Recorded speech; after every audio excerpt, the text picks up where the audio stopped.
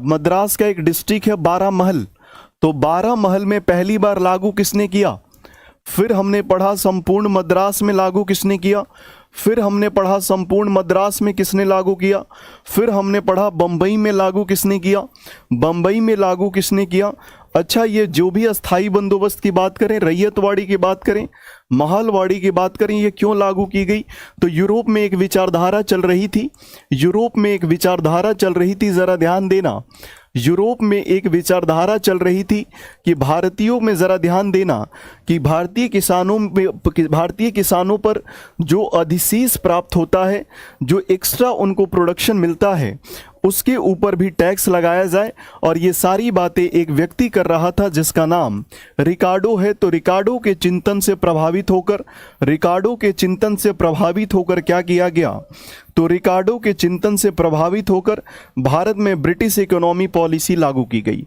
तो ये रिकार्डो भी आप ज़रूर ध्यान देना। आपने ये आंसर देखा होगा कि रीड के बारे में ये बात की जा रही, रीड के बारे में बात की जा रही, तो राइट आंसर क्या हो जाएगा? बी हो जाएगा। बारामहल, रीड, मद्रास, मुनरो, और बात करें बॉम्बे, एल्फिंस्टन। ठीक है। तो ये सारे आंसर आपने दे दिए, और जिन्होंने नहीं दिए वो भाई कोशिश करना कि ये सारी चीज़ें सही हैं।